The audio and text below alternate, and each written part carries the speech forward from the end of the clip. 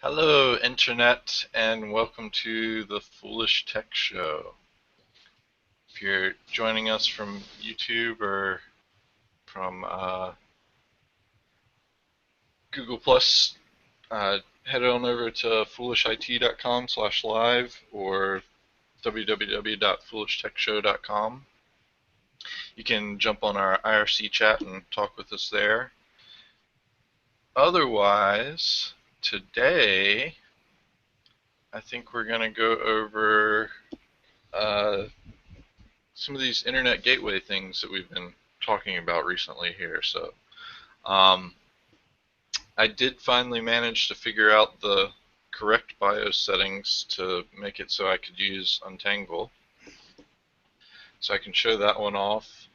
Then I kind of wanted to see if we could install some of the other ones in a virtual machine and show those off. I haven't gotten to test those out, so we'll have to play around with that and see how it goes.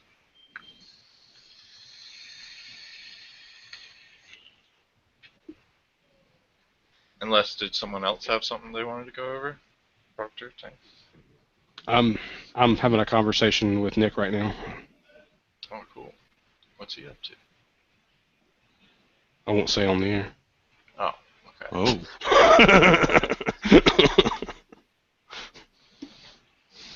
All right. Well, let's go ahead and roll on to this. Robbing the PayPals. Uh-oh. So much for not saying on the air. All right. So, here I already have set up Untangle. This is on my actual internet gateway right now. And so I can't show you all of it because it's going to leak some sensitive data, not insensitive data. But I just kind of wanted to show off how pretty it is. It is by far, so far, one of the prettiest setups. Basically, what you get when you first start off is you don't have any of these, and you can install the package setup or go through and install things one at a time. As you can see here, they do have paid versions of certain items, and that's pretty much everything that I've left over here in this to install list. So you can see some of the different options here that you would have to pay for. And I guess let's actually take it back a little bit. So what is an internet gateway? Basically, right now, more than likely, your wireless router is your internet gateway if you're at home. If you're at a corporate network or a school or something like that, more than likely you do have an actual internet gateway that's managed by your IT staff. Otherwise, if you're on a wireless router, that's pretty sad. And you don't have very good IT staff. But basically what this does is it's kind of like the single point in between your internet and your network. So it provides you with a lot more security, a lot more features, a lot more ability where a wireless router or just having a router in between your modem and internet don't provide you with a lot of any of those abilities. So this one is Untangle, and what you would need for this is a box that is basically just purposed for this, so it doesn't do anything else than be the keymaster between your internet and your network. So what you would need is a box that has 2 network cards, and it really does not need that much power. You can kind of see on mine here, this box has 8 gigs of RAM in it, but we are only using up about 1.5 right now. That will increase slowly. I think I just got this box on last night, so it hasn't had a lot of time to build up data and things like that. And if I had these other things enabled, obviously those would take up some more RAM as well. But I mean, really, if you have something that has 4 gigs of RAM or less, more than enough RAM space to work with something like this, especially if you're only going to do the free options versions thing. So, um,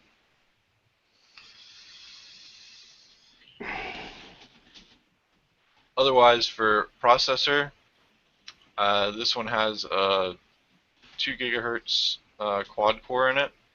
Way, way, way overkill for this as well. You can see I've only used up a load average of 0.12, which I forget what exactly load averages work out to. Let's look that up real quick.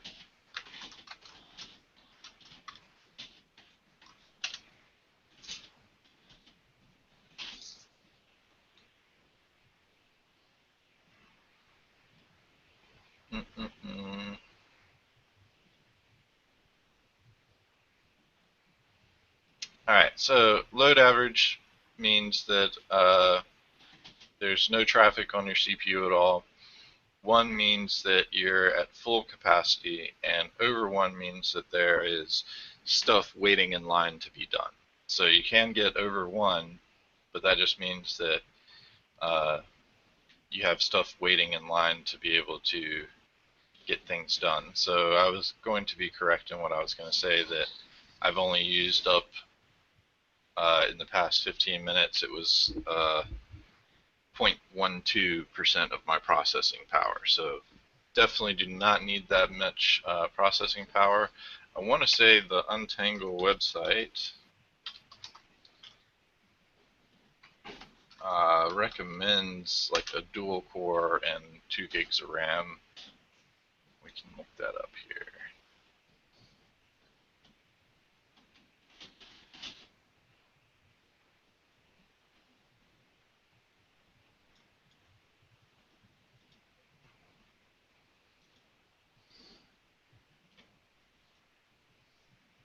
That's probably not the resources I wanted.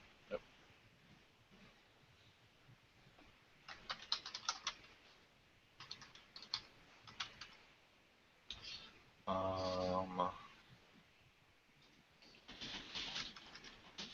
There we go.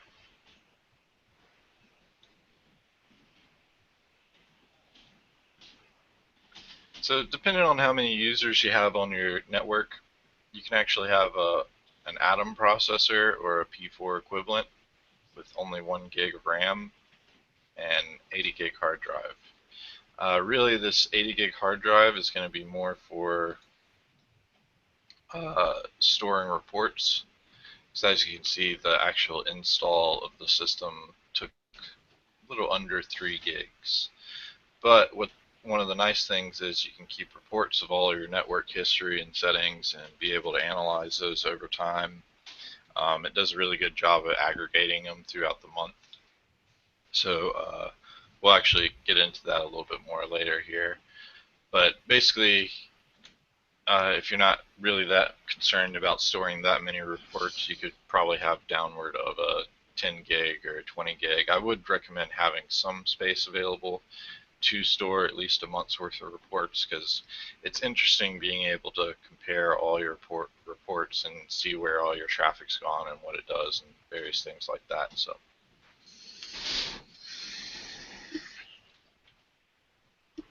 but you can see, depending on the amount of users you have, then it would go up. So really, the box that I have will support, it looks like, up to 5,000 users, and would be recommended if I had over 1,500 users.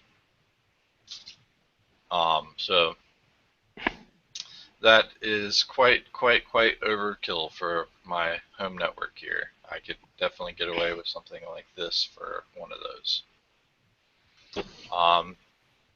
So that is that. This is one situation where the Raspberry Pi would not be a suitable drop-in, though.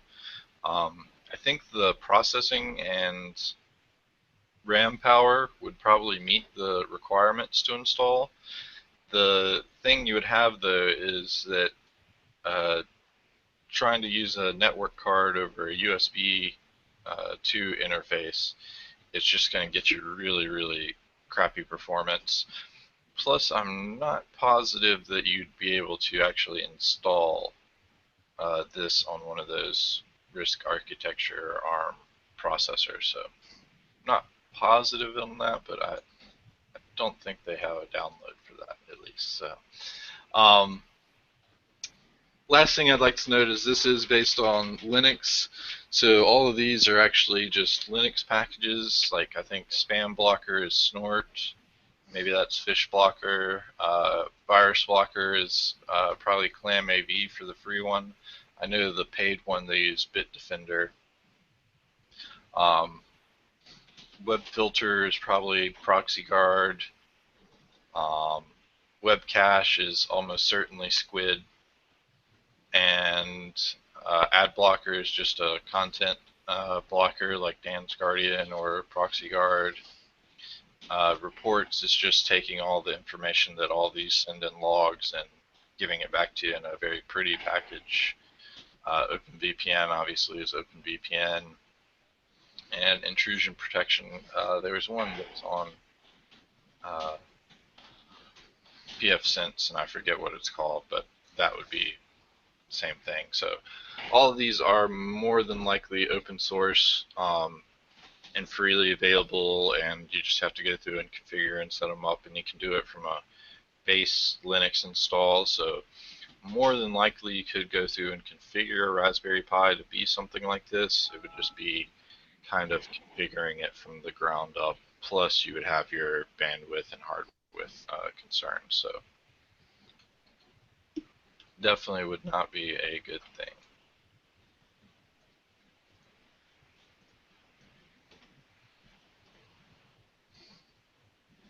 Not sure why that did that, but anyway.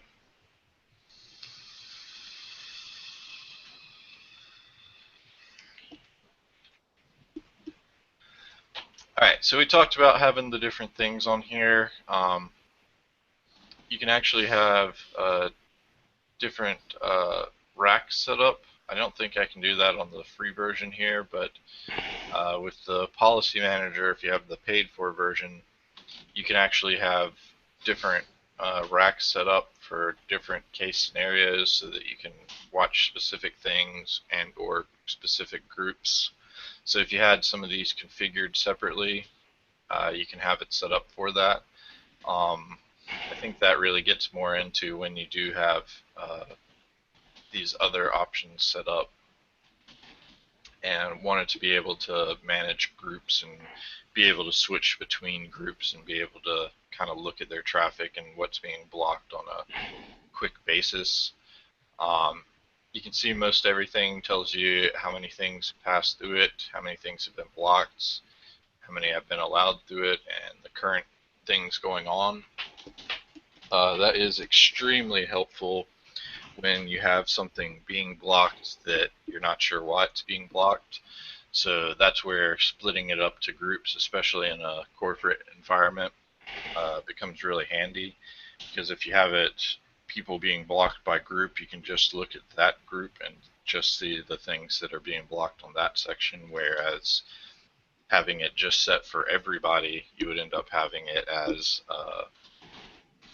all of the people, and there may be multiple people getting legitimately blocked. So very good reasons to split things up like that, but it is a very, very pretty interface, as you can see.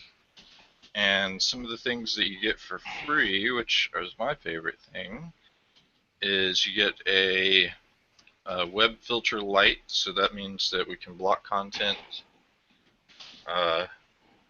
or just categorize our web content by these things. The full version, what that gives you is actually gives you a ton more filter options so that you have much more refined ability over this. So that is a lot nicer for your larger networks and things like that. But you can see this free version covers most of your points here.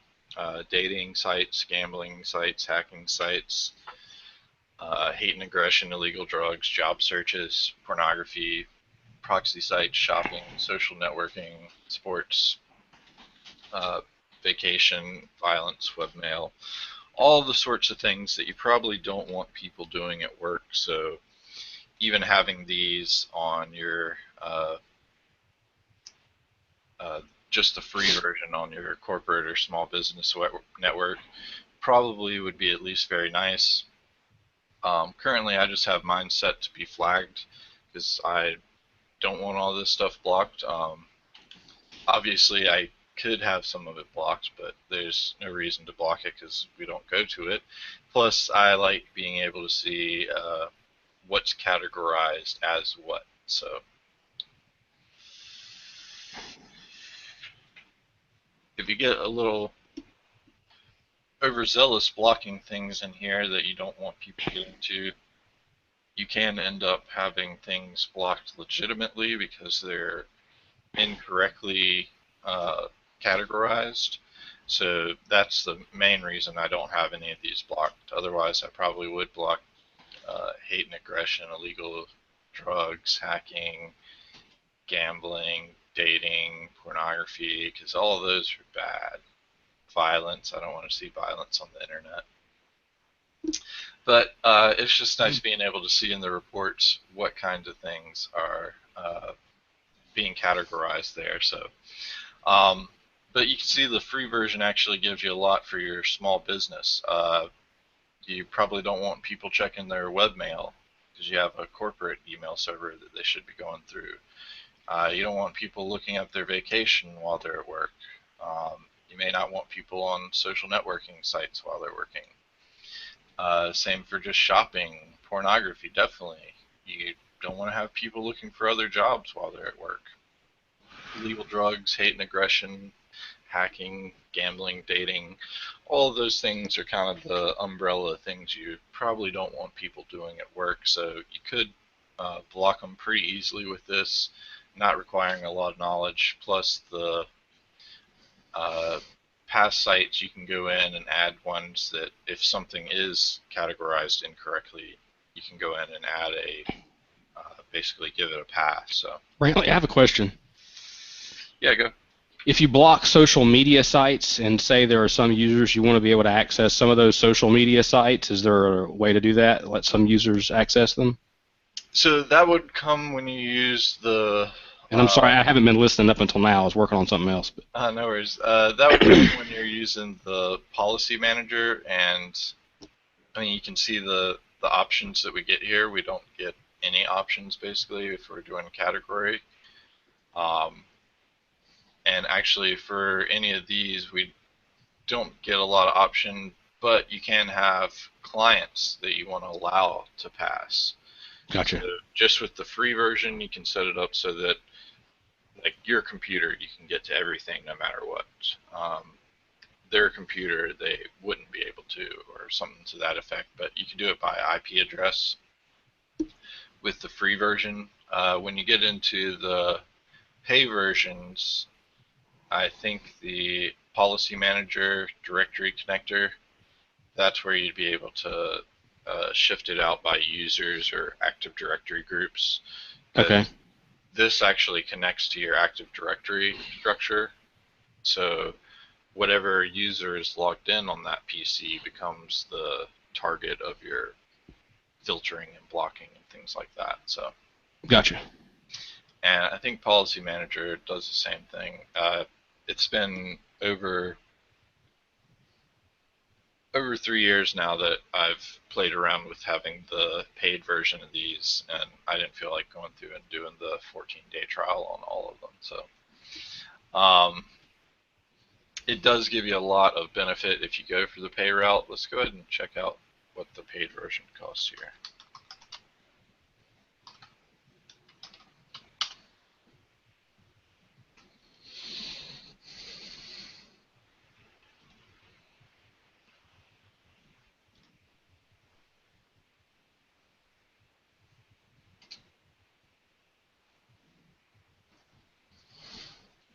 So for 1 to 10 devices, which is almost no networks that I've ever worked with, is 540.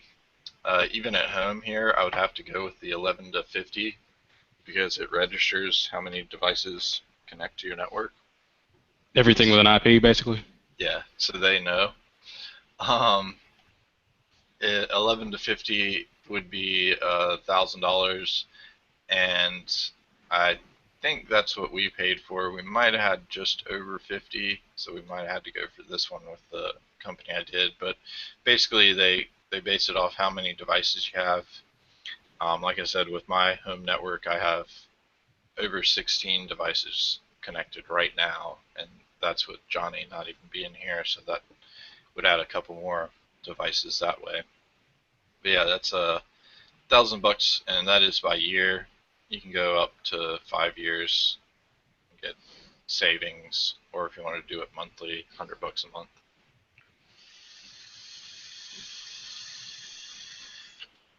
So we can look at the stuff that you get with that. So you can see the free options versus the paid options. When you sign up for the package, you get everything. Really, the only things that I could use for a home network would probably be the HTTPS inspector and the web cache. If I decided to get a second internet, I can view them by the host overall and by network. And then you can see all the data that's going over. And looks like you can add specific conditions and things to it. But pretty interesting to be able to see my network traffic over the past little bit here.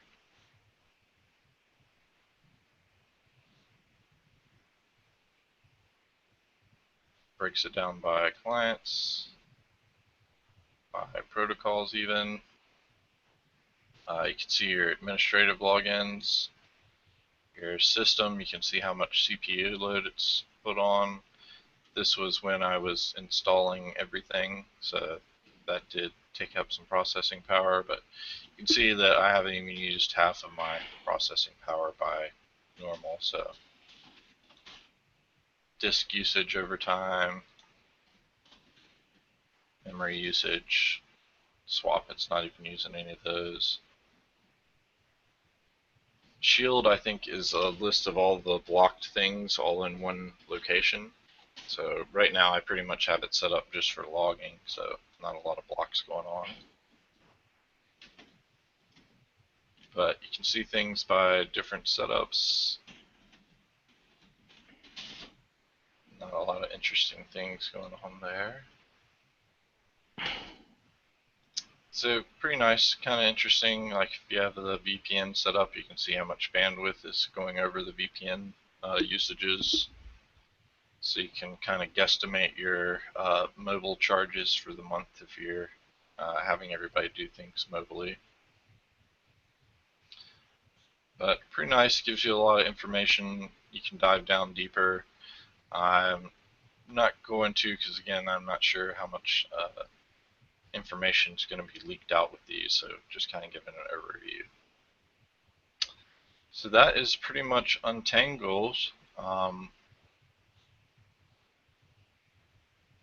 And we've gone through most of our hour already, so won't get to show off any of the other ones right now on virtual systems. I may go back and just have those installed, and maybe we'll go over those tomorrow so we can check out some of the other options you have for internet gateways.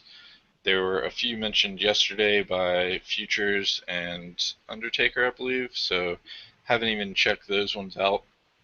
I may go through and just set up a virtual machine for each of them, and then we can kind of check out and compare and contrast between them. So cool stuff there.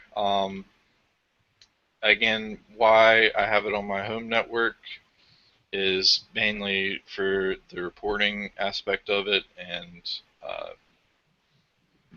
the interestingness of it all, I guess. So don't really need it here. I'm not getting capped for any reason, and I'm not really feeling like I'm getting hacked for any reason. Maybe I am. I'll find that out in the reports later, I guess. So, but really, it is almost essential for small business and corporate environment, schools, things like that.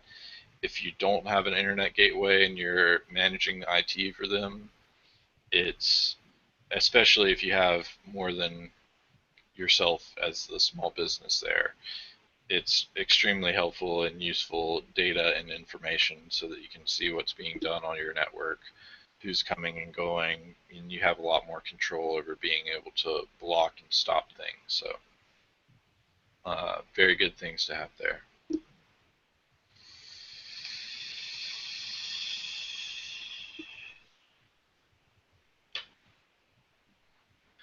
So that is about it. Welcome, Nick. I saw you come in. I didn't take a moment to stop there. Howdy, duty. So you got to see some of the Untangle stuff.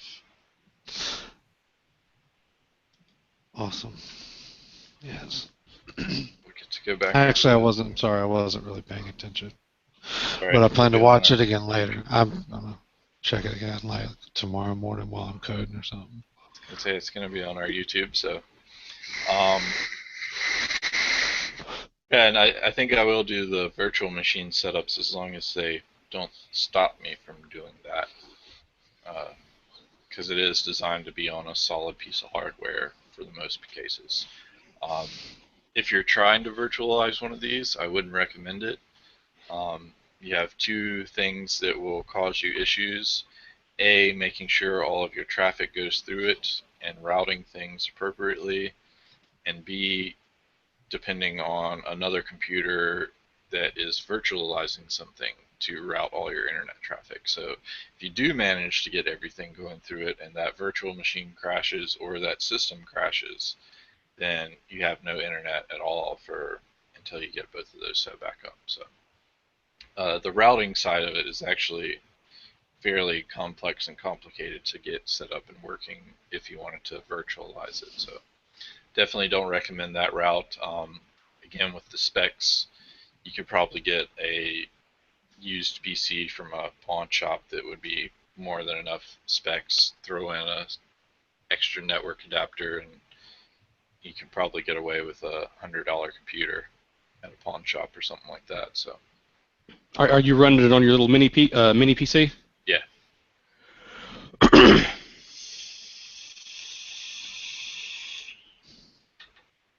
And that one's really a like massive overkill for it. So. Cool. I'd rather have overkill than not enough. Yeah.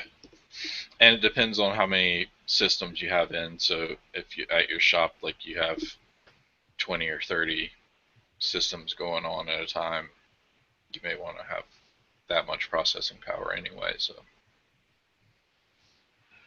but on their hardware recommendations, this system would be able to handle up to 1,500 is the low end of it. 5,000 is the highball end of it. So I could actually have this running at an entire university.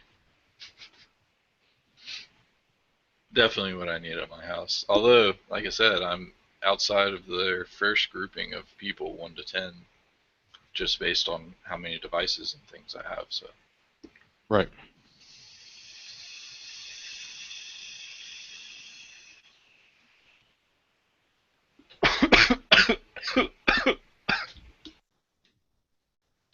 A little overzealous there.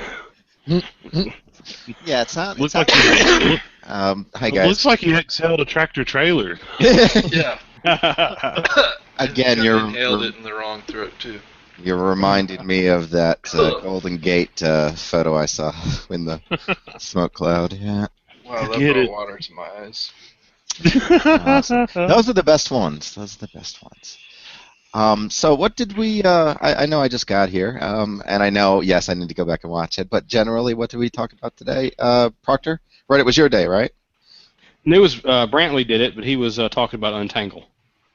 And Oh, okay. So did oh, nice, nice, nice. I figured out the BIOS settings that I needed to get it to work. Oh, congratulations. Yeah, I haven't gotten around to doing that yet. I broke down and wanted to watch something, so I reloaded and set everything up. And I found, oh, that brings up a good point about yesterday's show. So I was looking through Kodi and I had some problems browsing the network. Well, I think that has something to do with Windows 10 because I found the same issue and it wasn't the case before I had upgraded to Windows 10.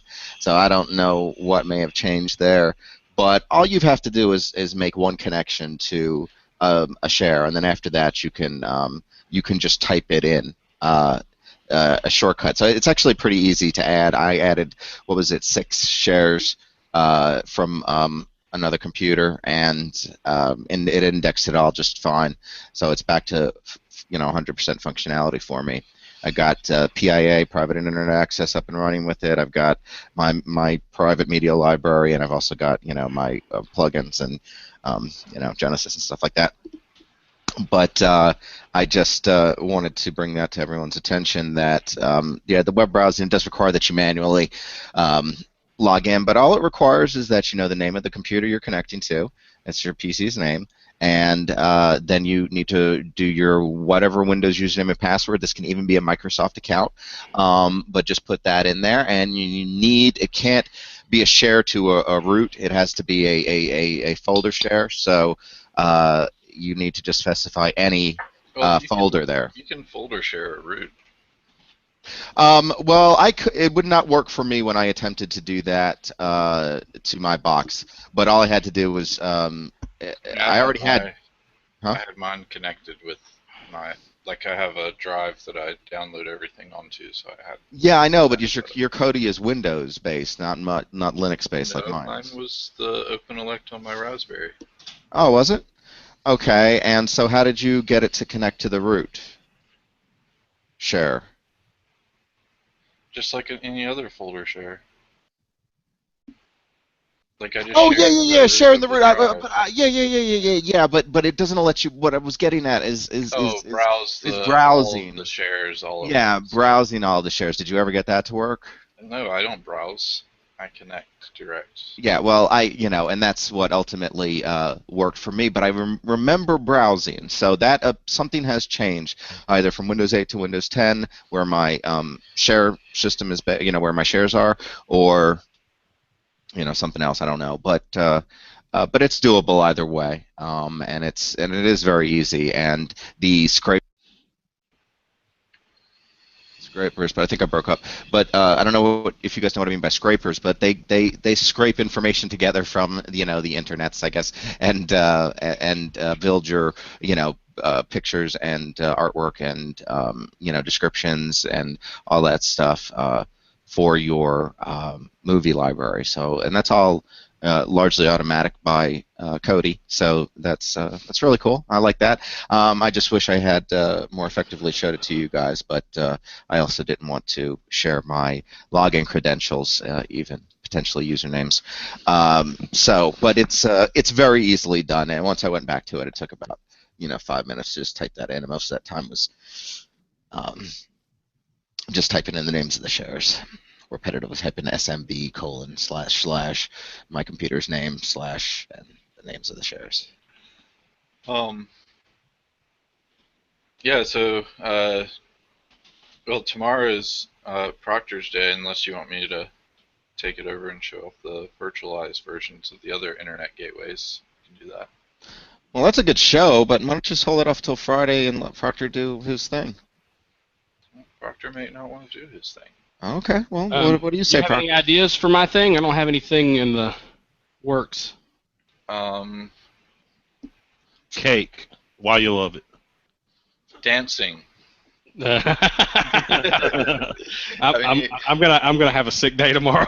You're How in about a two? I got it. dangerous area asking us for things like that. I got it. I We don't got want to it. kill the internet.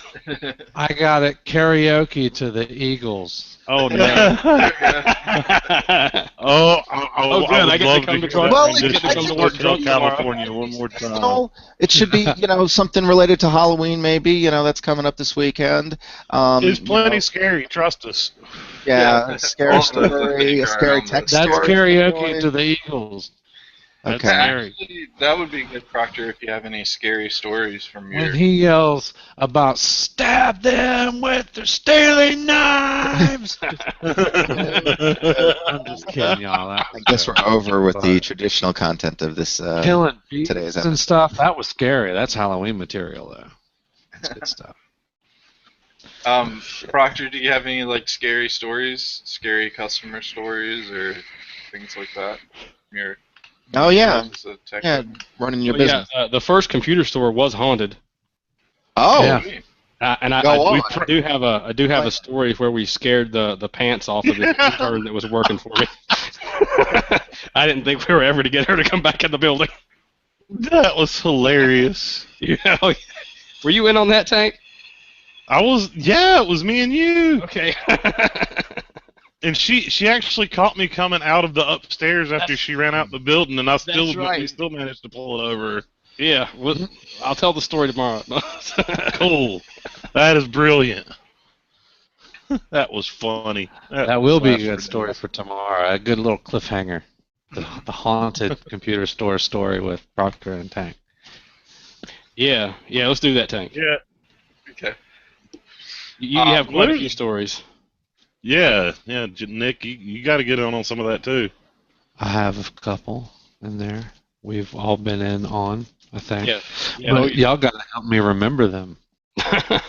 Sweet. I think your Well- ghost story was the first one. I think. I know we're all friends. I just don't remember why. oh God. Okay, that's jeez. I don't. This is like an Tomorrow we'll after have school a- special. This is awful. Oh, guys, come on. Jeez. Well, come on, it's Halloween week. Yeah. Yeah. Oh, Michael. So I guess tomorrow we'll have scary story setups.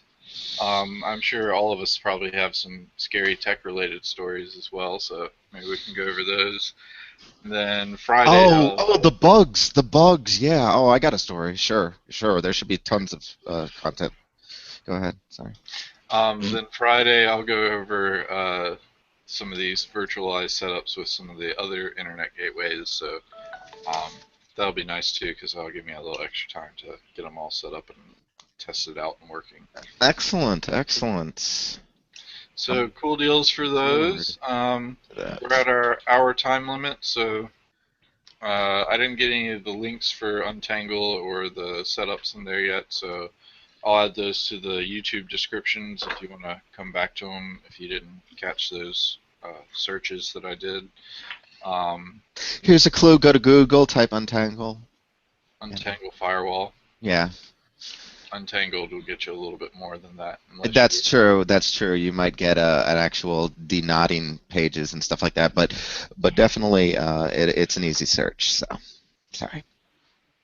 So yeah, I'll throw the links into the YouTube description when we post it here, and otherwise I probably will have to edit this. I did throw out my IP address twice there, so I'll just go back.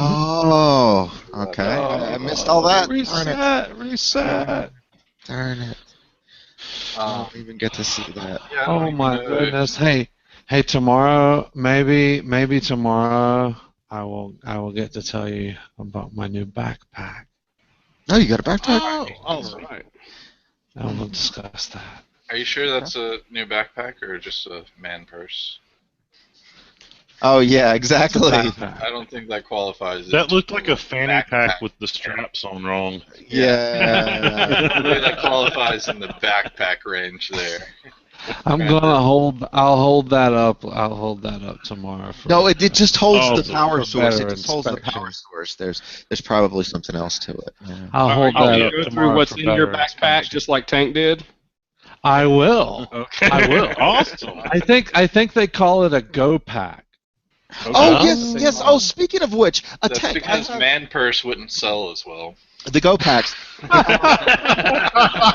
So, geez, you guys are getting tough at the end of the show. You're tough at the end. So Tag, listen, I actually have an assignment that I need to do, and believe it or not, as coincidentally as this sounds, I was given the topic in our group for survivalists. And I guess you'd fall into that category, right? I mean, so I guess survivalist, fat guys, guy with meet too in much a time couple on his minutes hands. later. so I was just wondering if I could Later. interview you at some point, Sure, I guess. or I go back and watch your show that you did regarding some of those things. But maybe if I had some more specific questions, if you have the time, I'd love to do that. Yeah. Just let me know. Cool. Thank you. Tell him all the things not to do. What? Or no, tell him all the stuff so that he stays out of your way during a survival situation. Definitely do not go to this general area.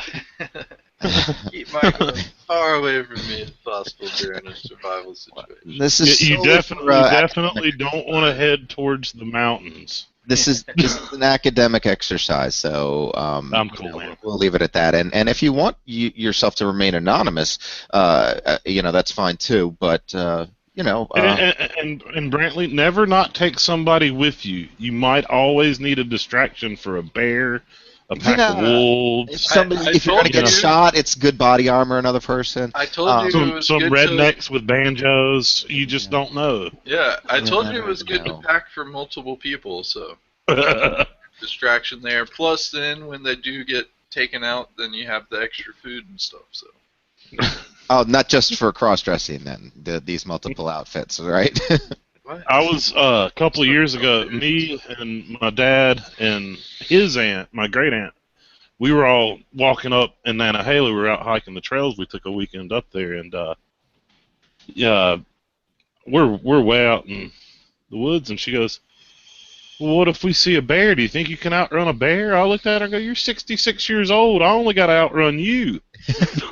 Exactly. That's the old thing about in the jungle. One thing's for certain, and when everyone wakes up, everybody's running. I didn't mean it, but of course it was funny. She just stopped and like, "What?" Yeah, but I mean, of course, they're I don't know. I just want some information, and then I have to do a survey of potential people, and so you might give me ideas on questions that I might ask to do that. And yeah, dude, anyway I can go, man. But I do find it to be an interesting topic, and it just so happens it was an actual suggested choice by our instructor. So are we we're still broadcasting, aren't we? Okay, so yeah. Oh, which we can go ahead and wrap it up.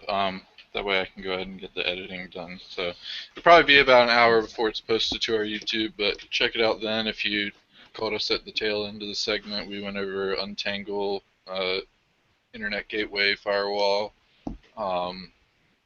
So pretty cool there. And tomorrow we'll have some Halloween-themed scary stories.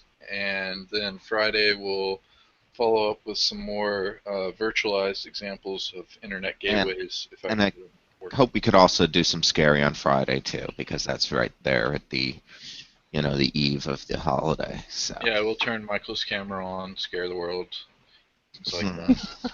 Have mercy. Yeah, my conjoined twin that I have hanging on the side of my face. You'll all get to see. They saw your face yesterday, Michael. Oh, damn it! Damn it!